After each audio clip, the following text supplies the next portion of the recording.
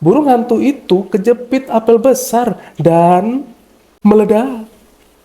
Si burung hantu ini lagi asik nyantai di atas pohon, guys ya. Sampai-sampai semua apel masuk ke dalam sarangnya. Dia harus berjuang melawan banyak apel yang tiba-tiba menyerang dia. Dan ternyata ulah si burung pelatuk itu yang membuat banyak apel berjatuhan. Diingetin tuh sama si burung hantu. Karena ulah si pelatuk juga, pohon-pohon jadi ambruk yang membuat meledak.